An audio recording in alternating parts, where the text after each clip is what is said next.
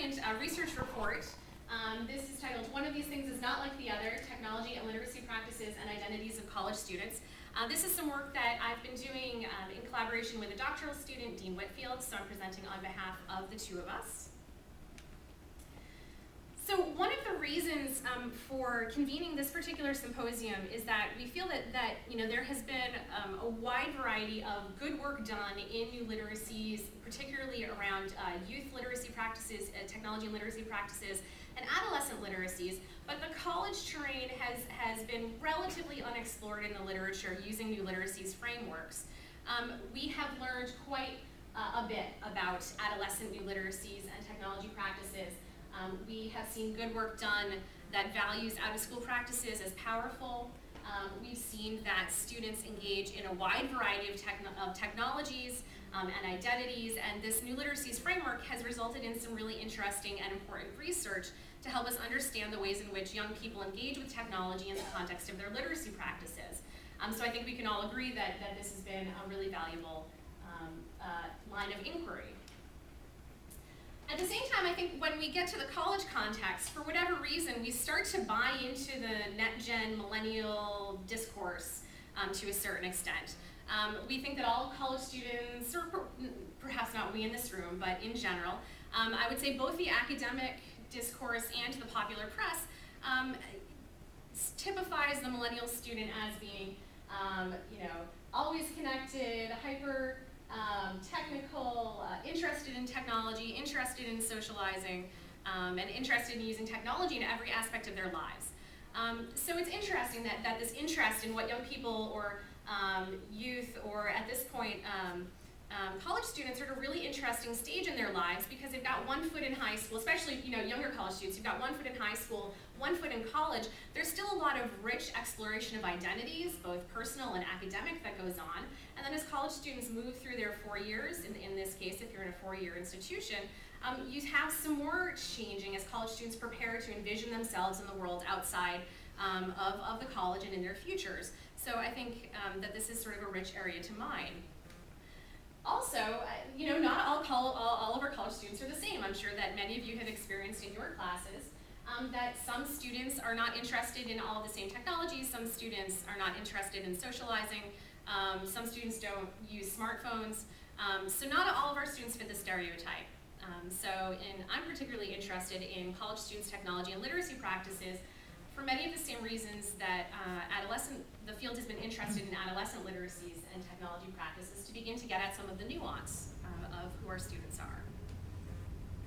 So to that end, I want to spend the rest of my brief time here giving you just the broad outlines of a project that I've been working on and some preliminary results that uses both the new literacies framework and domestication theory, which comes out of communication studies, to explore what college students do with technology in their everyday lives, why and how. So domestication theory, again, as I said, it comes out of communication studies. It's a theory that can be used to describe and analyze processes of media technologies' acceptance, rejection, and use. This is something that has been, it's a way of exploring technology uptake. It's often been contrasted with other theories such as diffusion of innovations, which probably many of us are familiar with, which is a very sort of linear process. Domestication theory looks at technology uptake as really complicated and messy, and sometimes even not complete.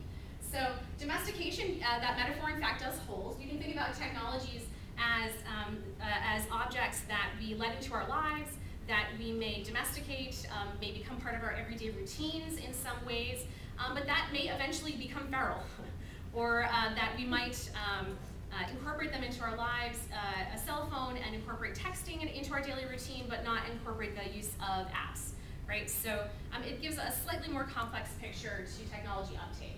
Again, it sees it as complex, contradictory, and never complete, right? So it can be domesticated, it can become undomesticated. The other piece of this is that in the sort of the process of negotiating the uptake of technology, we make judgments about appropriate use and non-use in what the literature calls the moral space that's created by users. This space is generative. It's a space in which users often struggle for control as they negotiate what counts as appropriate use. And it also does focus on non-use. So it does have an interest in technologies that are rejected or are not taken up or are partially taken up.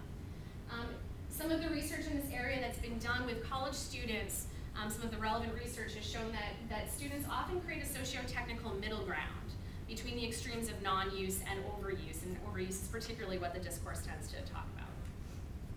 So very briefly, the study that I'm going to be talking about was conducted in spring 2011 with 12 undergrads.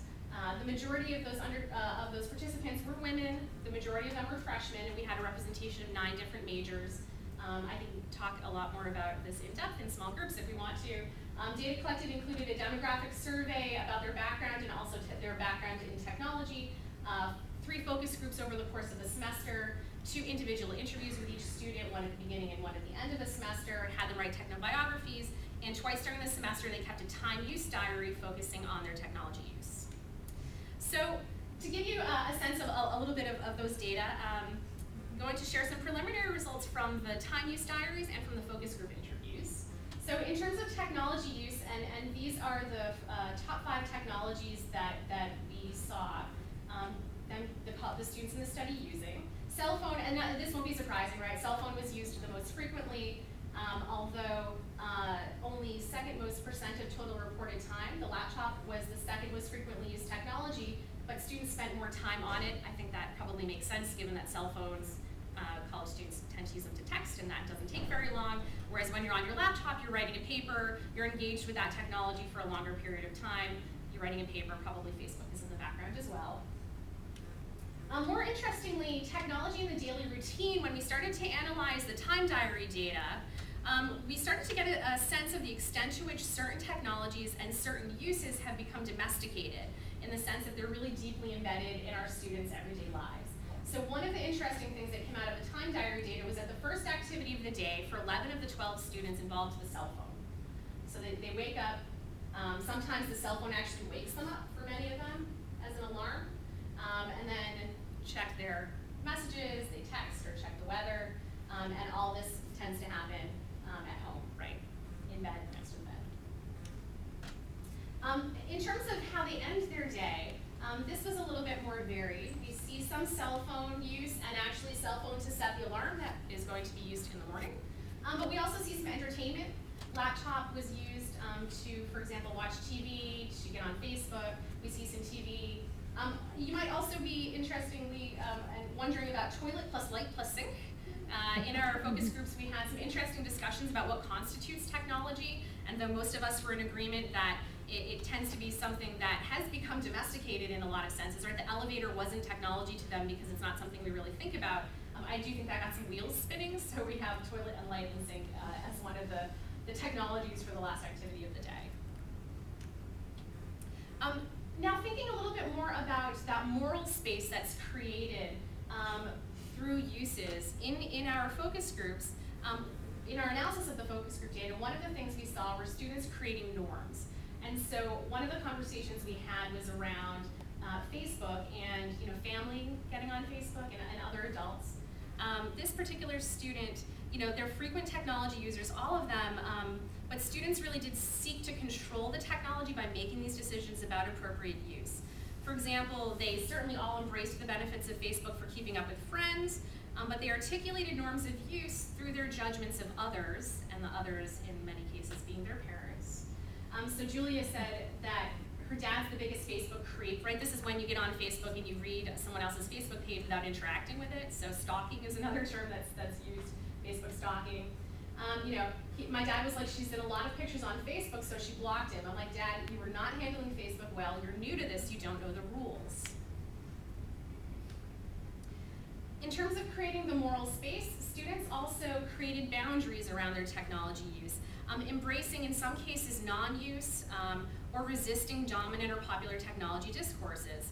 This example shows us that this group of students were not ready to abandon traditional print texts in favor of ebooks or devices such as the Kindle, which is interesting because if you've read the recent Horizon reports from the New Media Consortium, ebooks are one of those things that have been on the near horizon for quite a while now.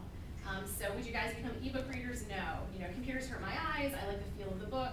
I like to put Post-its. I like to scribble in my book, right? So we still have these attachments. Remember, these guys count as digital natives if we're using the date born in 1980 on. And there were other examples of that in my data as well. But I see my countdown is counting down, so just some closing thoughts. And again, this is preliminary work, and I want it to be a little bit of perhaps a conversation starter. So new literacies, research in adolescent literacies, adolescent new literacies has given us a wealth of information about youth technology practices and identities. And I think certainly that's a fruitful lens to pursue for our college students who are not all the same. Thinking about complementary frameworks and methodologies perhaps will help us to investigate the complexity and richness of student technology use. I've found domestication theory and in other work looking at other theories from communication studies to be a really nice fit, both sociocultural approaches that flesh out some of that ethos stuff that Lecturer Noble talked about. And this is in fact a direction that some of the field is headed. Particularly the MacArthur Foundation is interested in this cross-disciplinary field of digital media and learning.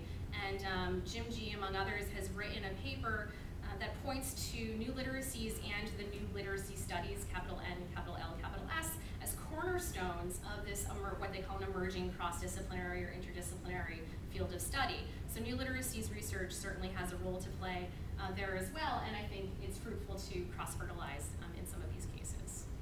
So I think that brings me to the end of my 10 minutes.